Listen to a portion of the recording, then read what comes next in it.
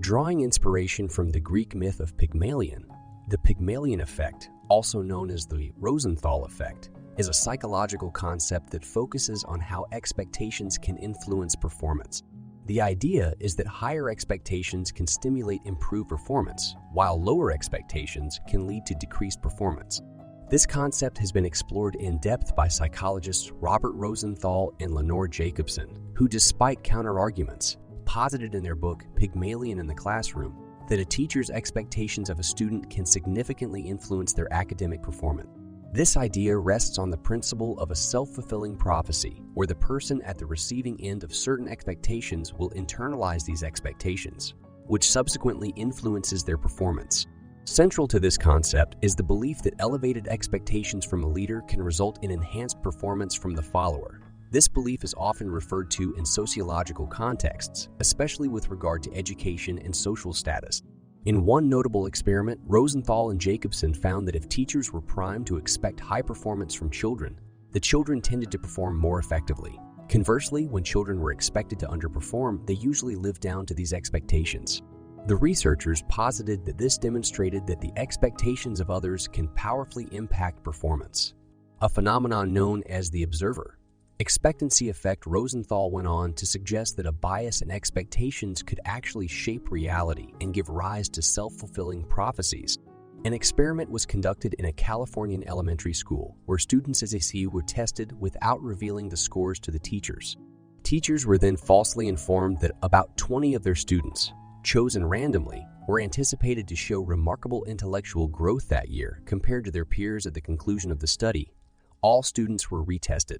While there were gains across the spectrum, the so-called intellectual bloomers in the early grades demonstrated statistically significant improvements, suggesting that positive expectations, especially among younger students, can indeed influence academic outcomes.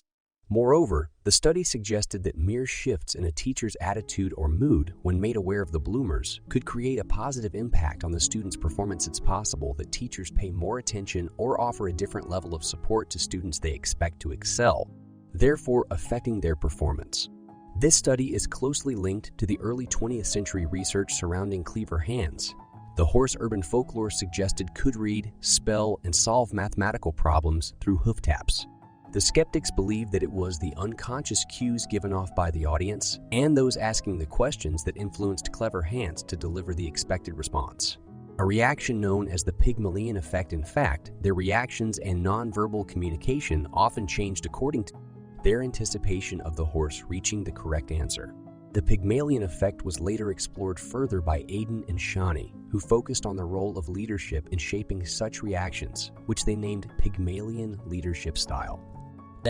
In their findings, the leaders under their study consistently nurtured, backed, and reinforced certain expectations, ultimately leading subordinates to assume and internalize the same expectations. It was observed that leaders themselves were oblivious to the different treatment they were giving to people from whom they expected more, thus reinforcing Rosenthal's hypothesis that instructors unconsciously treat high expectation individuals differently. Eden and Ravid, building on this study, explained another derivative of the Pygmalion Effect, the Galatea Effect. The Galatea Effect. They observed that Pels could and did influence the self-expectations of the trainees themselves. A raise in the instructor's expectations for selected trainees led not only to a higher performance, the Pygmalion Effect, but also a rise in the trainees' self-expectation by directly instilling high expectations in the trainees. Their performance levels improved. However, not all psychologists agreed with these findings. Robert L. Thorndike critiqued the Pygmalion study, deeming it low quality due to its flawed instrument for IQ assessment. He suggested that the improvement in strangely low IQ scores was more likely attributable to regression toward the mean than teacher expectations. Furthermore, a meta-analysis by Rodenbush indicated that when teachers interacted with their students for around 2 weeks, the impact of prior expectancy induction was drastically reduced to almost nil. Oppenlander's seminal study in 1969 launched the concept of the Pygmalion Effect, the notion that the expectations leaders have for their subordinates can significantly influence their behavior and performance. This effect is evident in various contexts, ranging from education to the military to healthcare and even addiction treatment. The leader's anticipations can stimulate the employee's engagement and productivity, affirming the idea of a self-fulfilling prophecy. This power dynamic whereby leaders influence subordinates' behavior is particularly critical. Expanding beyond its first identification in a 6th grade classroom, the Pygmalion effect has been proved valid in diversely different environments.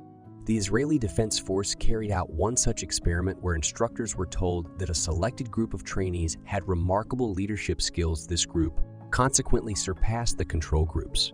It proved that the Pygmalion effect retains its potency across varying contexts. However, the application of the Pygmalion effect is not without limitations.